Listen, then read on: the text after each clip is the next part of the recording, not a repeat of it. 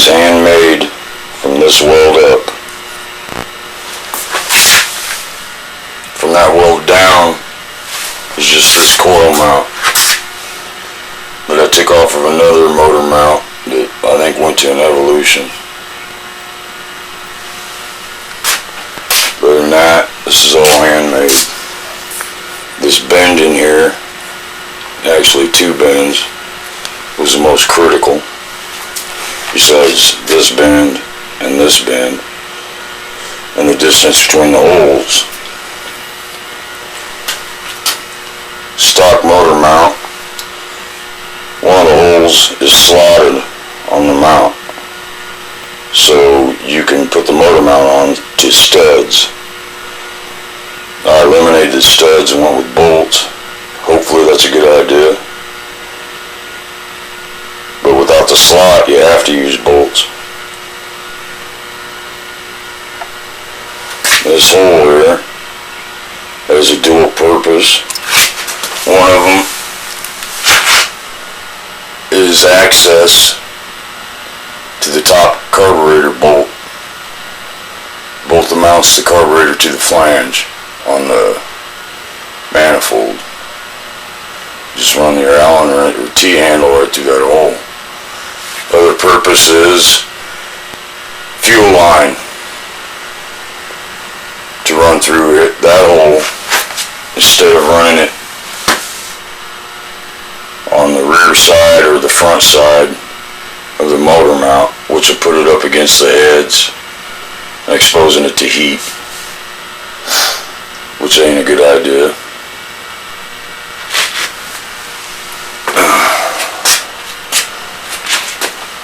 But that looks pretty good, don't it? So yes, I still, after all the mock-up and assembly and fabrication, when I tear it all back apart, I'm going to cut off the old coil mounts, which are actually just a couple of nuts welded together, welded to the frame.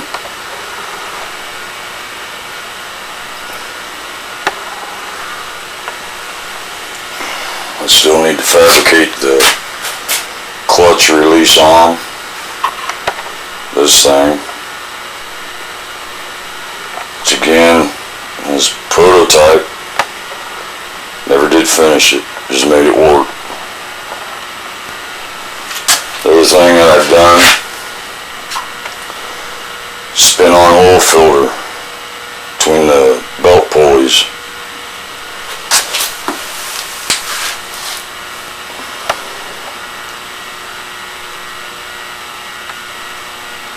The plate this filter spins onto is actually an old Sportster front motor mount / oil filter mount that I just cut, shaped, formed, modified, or whatever, and it bolts to a bracket that I made that's welded to the frame. Can't see too good because of the belt. Let's see. Yeah, there you go. Right there. It's just tacked in place right now.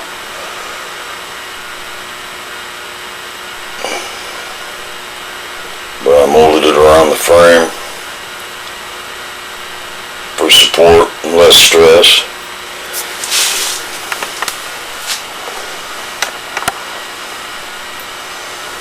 Pretty cool, huh? So yes,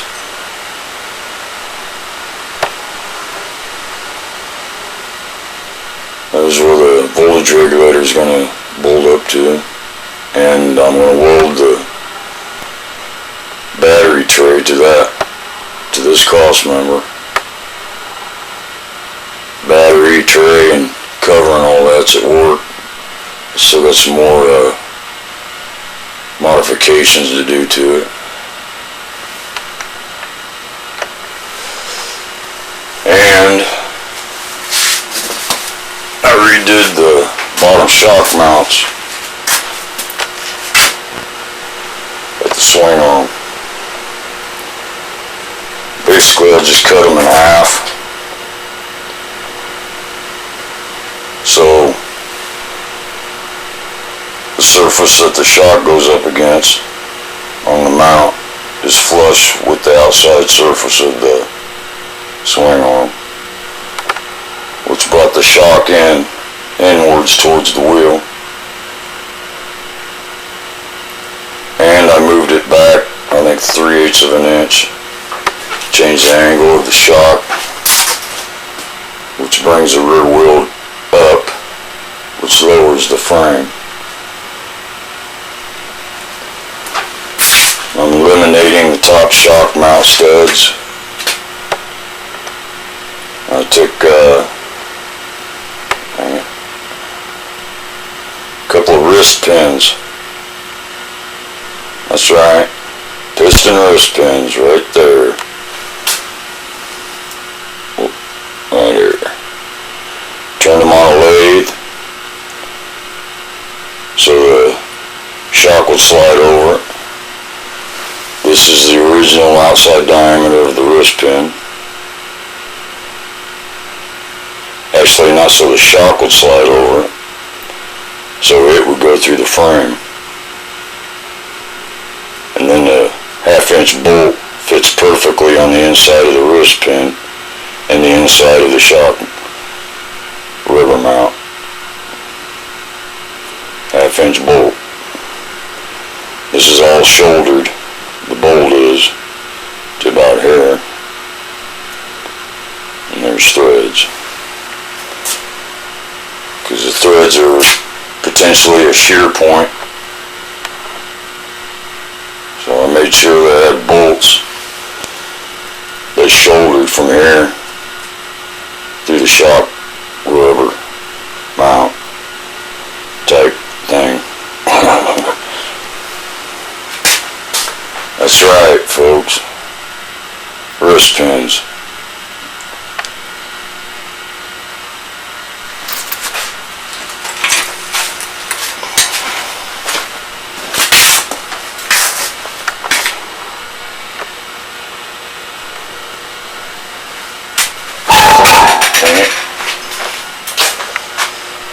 Let's see what else. Oh, that's temporary handlebar. Just some black gas pipe. Sanded it down a little bit so it'd fit on the risers. Fit through the risers. It's my rear fender.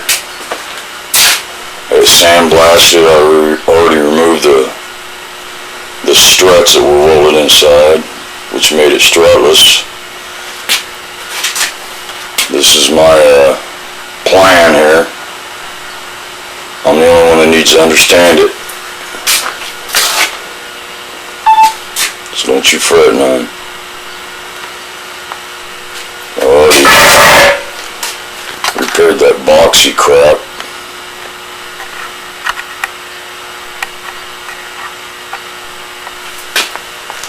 Right here. Still got some more repairs to do. When it's all done, this is gonna look beautiful. It ain't gonna look like this. Still gotta put in some more metal here. Weld it, sand it.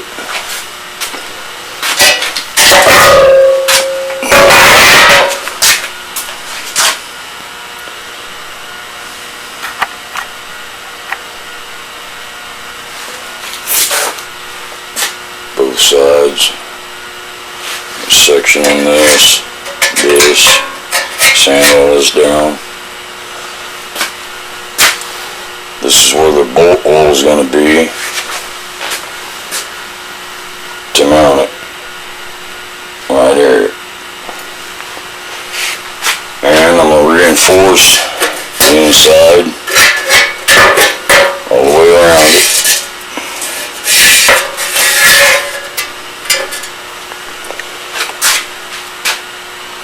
And here where it's reinforced, I'm going to weld some tabs or one big long tab to mount to the frame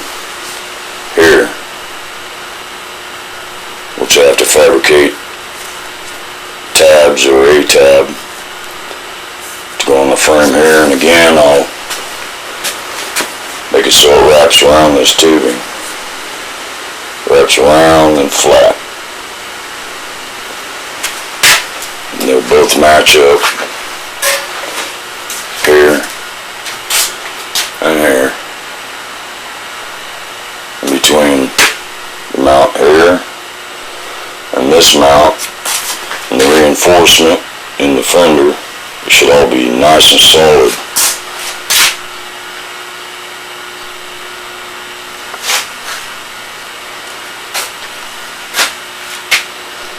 The fender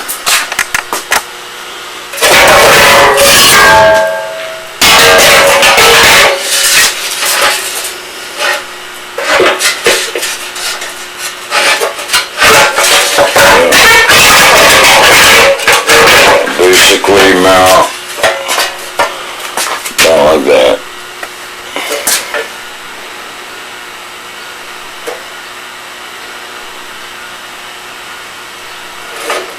So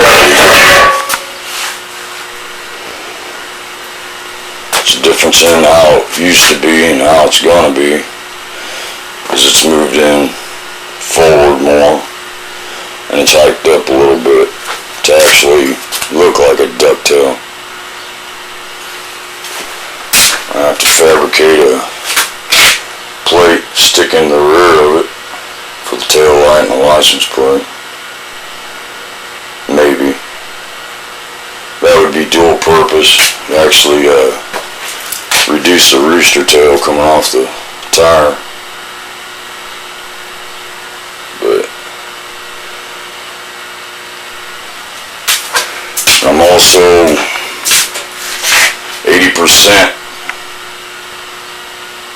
decided that I'm going to run a Sportster tank, a King tank, just for that true bobber look. A little bit of bobber, a little bit of San Francisco chopper, plus to show off all the work. This beautiful ass motor. The tranny, I haven't even touched it yet, but all that ugliness is going to end up looking like that on the engine case.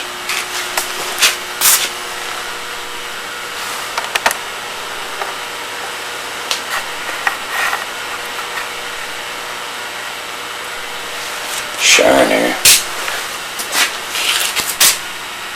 Oh, there's a little tick tip. This here is silicone, from a tube of silicone. The cone cap on it that it squirts out of, after the silicone dries, if you can pop it all out in one piece, it's perfect for plugging off hoses or those barb fittings for painting or just to keep crap out. See if I can get a shot of that oil filter. Yeah. There's the line connections. They come right straight across from the oil pump, which will be here, and the return, which is be one of these, an oil tank.